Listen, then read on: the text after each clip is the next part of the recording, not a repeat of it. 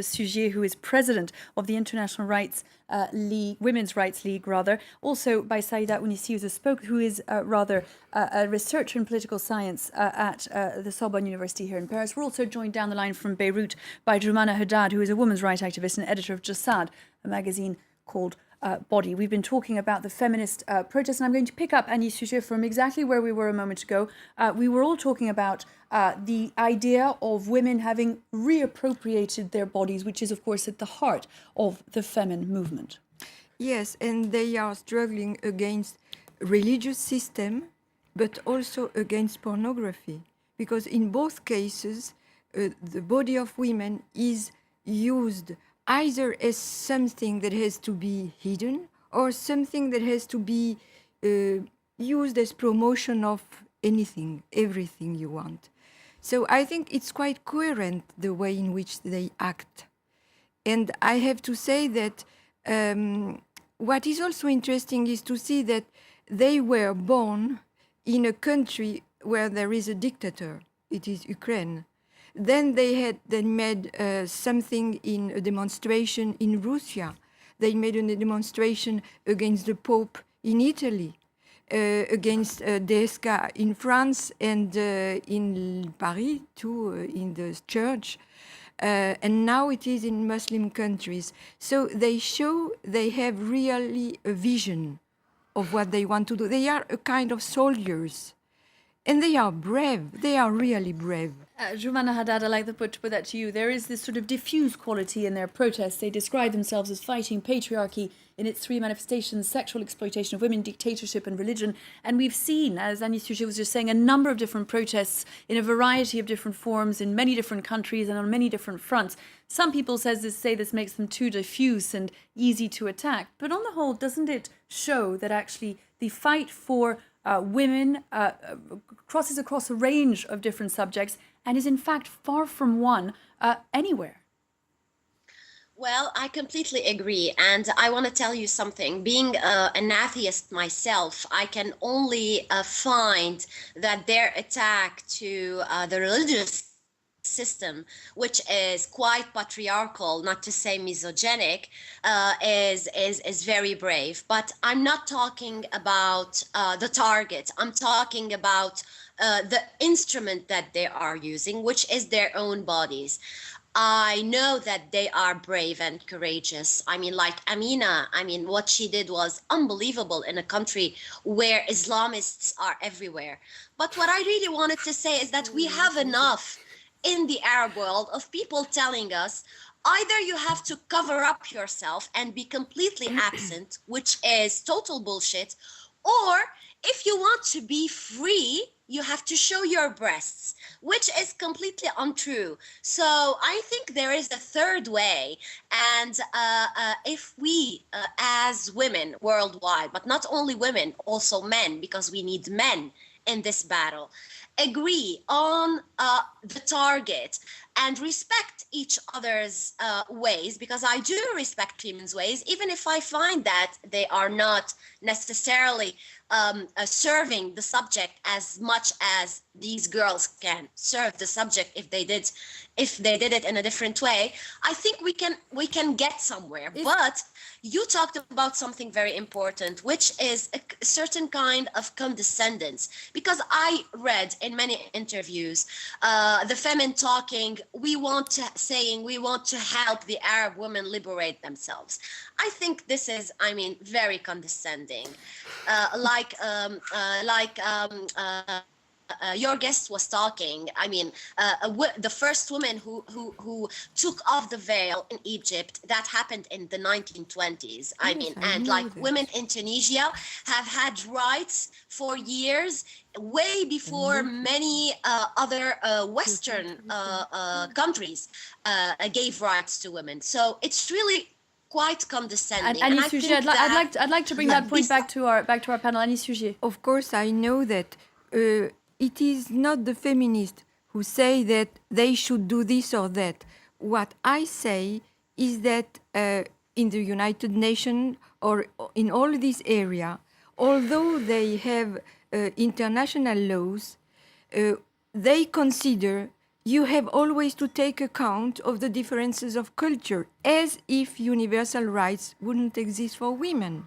So it's not us, it's them who say, oh, they don't understand, you have to take care, because they have a different culture, while feminism is the same for everybody. I'd like to put to let you come in, Saida Onissi. We can Yeah. also have a tweet just before we do it. If it was a man, it is tweeted, who protested nude, would it have been as offensive? Going back to what we were talking about ago, and the ability to attract attention to a cause, and to what Annie Sujet has touched upon, surely the fact that women have had the courage to do this and to expose the extraordinary virulence of the response to their gesture is a symbol of the fact that so much more needs to be done. And as Annie Sujet says, everywhere. Well, regarding this tweet, which is quite perspicacious, I mean, it's provocative. And I have a kind of answer for that, because it's called exhibitionism. And a man was condemned last week in Scotland for 2 months of jail for that. So this is, I think, a different question. But if we go back to Tunisia and the situation of women, and especially in terms of rights, in terms of freedom, and this is our subject actually.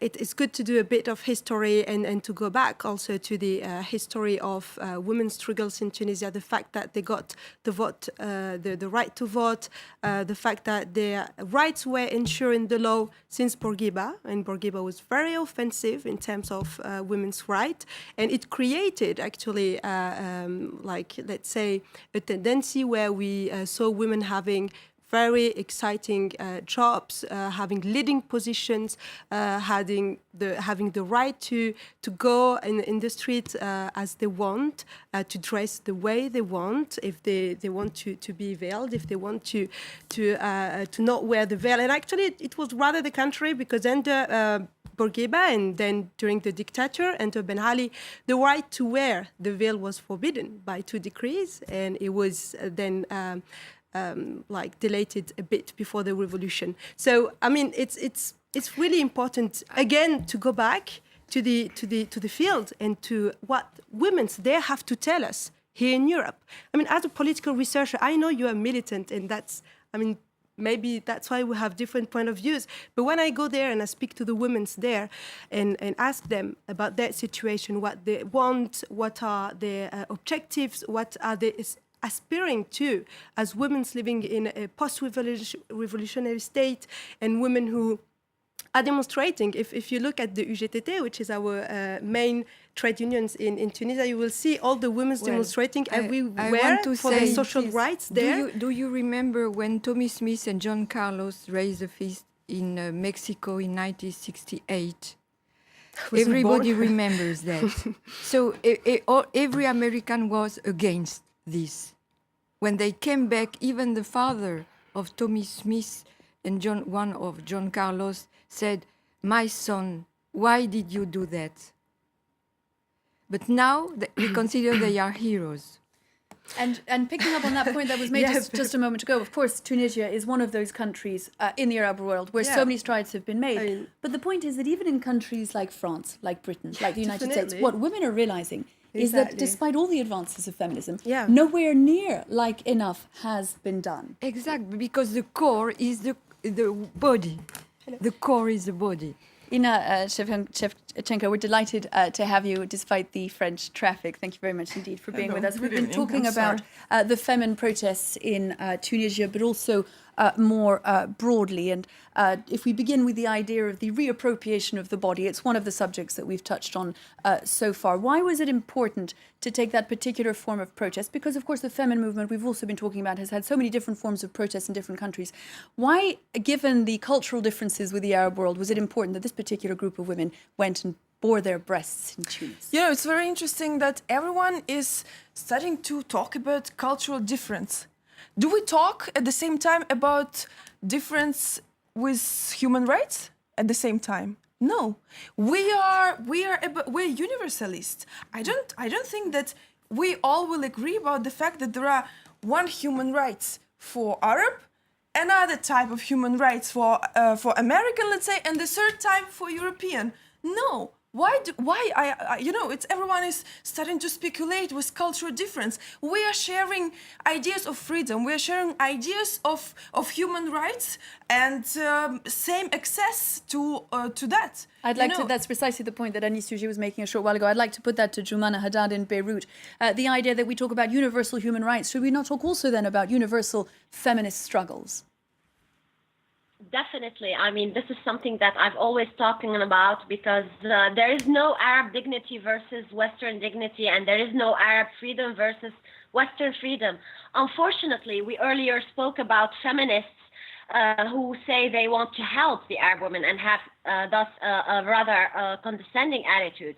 There is also another kind of Western feminists who say that the burqa should be respected because it is a cultural relativism, which I find absolutely horrific. I mean, I don't understand how can, in the name of cultural relativism, how can such a tool of oppression be considered deserving respect? But beyond that, what I really want to say is that in a country like Tunisia, where there is now such a rise in Islamism and in Salafis and in all this sickening religious extremism, such a bold move by a girl like Amina, how productive will it be? How much will it, in fact, be considered or be used as a tool to fight the sexual liberation of women in a country like Tunisia, instead of really becoming a tool that or an instrument that will help these women repossess their bodies? Because it is and I'm here again, I'm not talking about respecting the country's rhythm, because human rights are universal. But why jump from the burqa or the hijab to complete nudity? Because you know that there is something else in between. Normal women like me and you. Juman, I'd like to put that to Ina. I'd like also to show you a tweet that we've received, Ina. Femen are narcissists posing as activists. They are intellectually bankrupt, which is why they resort to running around topless. In light of what you've just heard from Jumana, the idea that it is a step too far for women who are taking on other struggles day to day in the Arab world, and the idea that this is about a sort of Western-style narcissism. What is your response? About if we have to jump so far, we're not calling everyone to be naked. I'm not naked right now. We are just asking. It should be illegal. We are just it should not be illegal. It would be illegal for you to come here naked, so you won't participate to the debate. So it would be a shame. We can do an experiment. Of course, that's if you want. But we're not about that. We're not calling everyone to take off their tops in like every second. We are asking the world if we have this possibility, if we want. For example, right now or tomorrow or the next minute, if we have a possibility to control our own body and to use it as our political tool, if we want, this is what we are asking the world. And the world is responding with arresting us, with charging us, with, playing with this kind, with deporting us out of the countries, with arresting us, kidnapping us. This is the response of the world. And it's a kind of, we're making a test for societies. We're just coming inside, we are stripping our test, bare breast, and we are asking, so what do you respond to that? And the answer don't depend on us. The answer depend on those that we are checking. The answer has been extraordinary virulence and hatred, remarkably, really, given the nature of your protest, which, as you made clear at the beginning, Anis Suji, is, after all, not violent. I want to ask you, as a sort of a representative of an association set up by Simone de Beauvoir, all the different waves of feminism, the second and the third particularly, that you would have seen. How do you explain the virulence of certain feminists against the feminine movement? This has always happened in the history of feminists. I was attending a meeting on sport and women, and a lot of sport women began their intervention saying, I'm not feminist. So it's always the case because, women want to be accepted by society. And so they always say, I am not like these soldiers that seem to be against men. we are not against men, we are against a patriarchal system. And this is what you say and what these women say. So it's a kind of misunderstanding. And of course, when I hear what the other in Beirut, what yes, is saying, I think she's a real feminist. But she doesn't understand that now we have used every mean. We are not, nobody's listening to what we are saying. So I think there is a moment where you have to make something that everybody can understand. It's just a message you are saying with your body. Giovanna, I'd like to put that to you. The idea that one of the things that has happened in this sort of fourth wave feminism, and I'm talking here about the Western world, is that after all these struggles, after all these decades of feminism, still women are not politically represented as they should. Still women do not earn as much as men do. What we've found in the countries where the women's right movement has been at the forefront for as long is that actually it simply hasn't gone far enough. Is it not right that the younger generation of feminists should come along and push it that bit further? Unfortunately, that's not the only problem. The other problem is, and that's why I understand when Madame Verger said that women don't like to say that they are feminists. I, for example, I'm very proud to say that I am a feminist. But also the fact that there are so many wars in feminism. I mean, when I sometimes hear the way, like today we're talking about famine, but we are talking about famine respecting them, even if we want to understand more, or even if we don't agree with the way, the method they use is productive. But it's not always like that. And so much energy, so much feminist energy is wasted in wars, in women saying our way is the best and your way is bad and you should stop doing that and do it our way. Another problem is that women are also can be patriarchal, and we forget that. We should stop confusing patriarchy and males. So many women are patriarchal and strengthen the patriarchal system.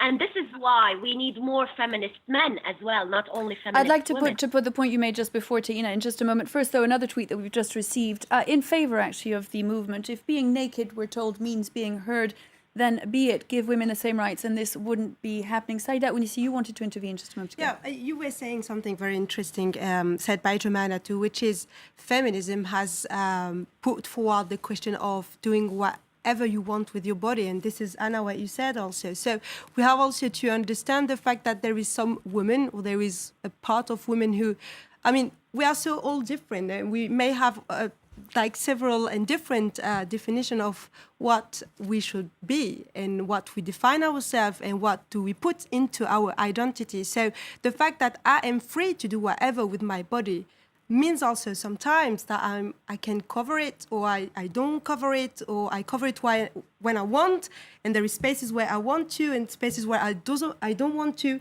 So we also have to be, I mean, more tolerant also about all these women who are asking for their right to do what they want to do with their body. And this is actually bring into question the fact that do we have several feminism or several definition of what it should be a feminist, or do we have one like unique movement? And I think that this whole debate going on tonight, but also since I think the feminine, this is maybe probably one of the best things you've done, is to bring in question feminism and what does it mean, and who is a feminist, who is not a feminist, and who can claim themselves as a feminist. Jomana was saying, I'm a feminist and I'm proud. And I can say the same thing, which is I'm a feminist, I'm an activist in women movement and I'm proud to do it. I'm not sure that we have the same definition, even though I consider myself closer to Simone de Beauvoir, to what sometimes you say. So, you know, this is very interesting debate. Annie, you want to come in? Well, I think that what is important is to understand the mechanism of the patriarchal system. And the patriarchal system is still living because there are symbols. And for instance, the veil is a symbol. Well, this is a debate from the other century. I think that you have to hide your body. So Well- you cannot free yourself if you accept such kind of symbol. It's clear. Ina, your reaction to what we've just heard. You know, I would say that, of course, this is very touchy topic for every one of us, and even for feminists who are sometimes trying to go a part of that, you know.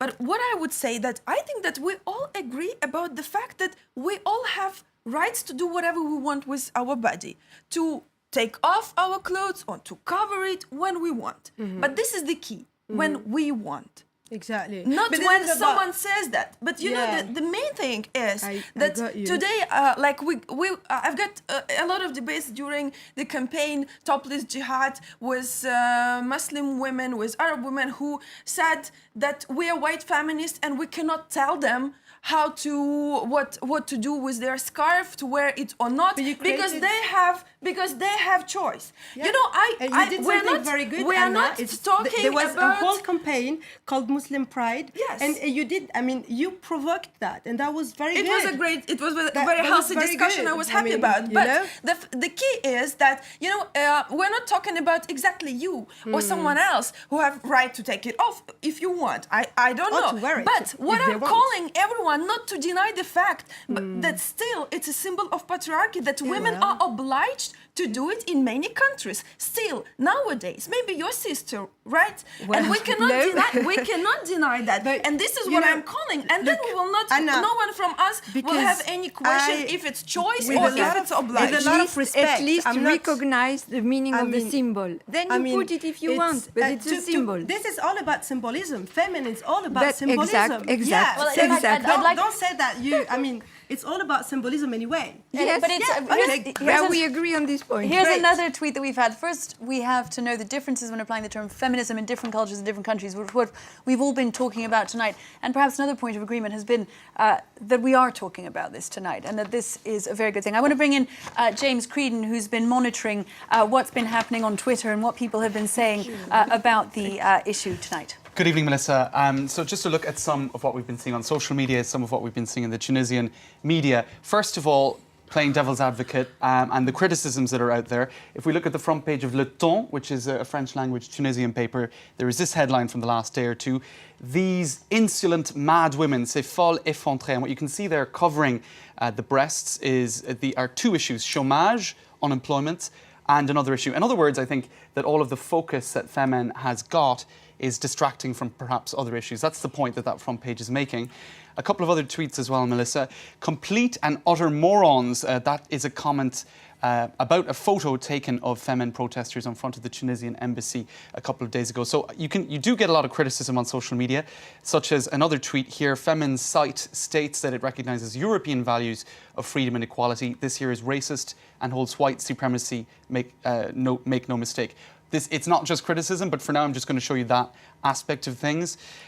This is the translation of a headline from the Tunisian press. What are these Femen doing coming from Europe? So again, that echoes the previous tweet, this notion amongst some that Femen are coming from Europe with European values, imposing those values on another culture and another set of values. And just to quickly run through a couple more, Femen has come to represent a train wreck of the burgeoning feminist renewal in Europe. Again, you have in that article here this notion that there is sextremism going on, that I think there was a Barbie crucifixion a couple of weeks back. And I think the point made in this article is that young children witnessed that, and is that not taking it a little bit too far? I'd like to put some of those comments to Ina. I mean, one of the things, of course, is that the day that the Femen, back in 2009, just after the movement was launched in Ukraine, decided to bare their breasts in one protest, it was a protest as another, and it wasn't necessarily at the heart of the movement to begin with. Have you been shocked, surprised by the extent of the reactions to that particular gesture? I would say that we did it to shock, because we realized during 2 years of our fight that if you don't shock, if you don't provocate, they just ignore you. They just don't want to talk to you. They're not ready, they're not interested to talk to women. They want to look at us, they want to watch us. And we find a key. Okay, we said, watch me. But now I'm looking a little bit different. You can see the same image, nearly the same image that you like. But now my breasts are speaking, they're screaming. And you can watch my breasts as long as you want. But they are screaming, they are giving message right now. It's not just empty square for you to please or to enjoy or something. James Creed.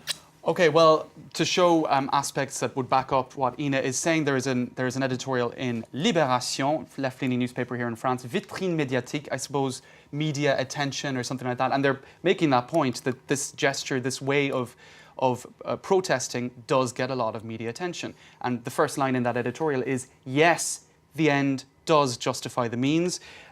Just to pull out another quote from that, we're talking about a pair of breasts, not drones or kamikaze bombers. So that's one reaction from the left-leaning press in France.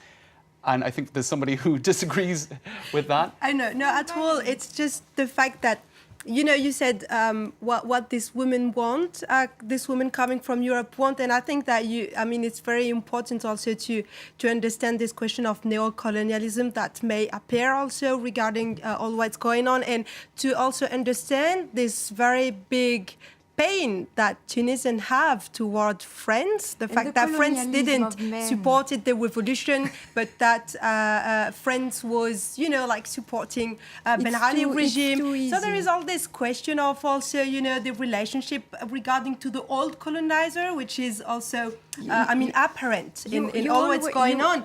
You always try to hide the issue, speaking of colonialism, speaking of poverty. Madame, you must have more respect for me. I'm just talking here as a political researcher, and I'm giving you what's going on from have to an forget that interview. feminists coming from Ukraine and activists who are in Tunisia. There are two French, one German, and one Tunisian. I'm afraid we're going to have to leave it there. Thank you very much indeed to all our guests. Thank you to you, James Creedon. That brings us to the end of tonight's France 24 debate. We'll be back though very soon for another to join us then.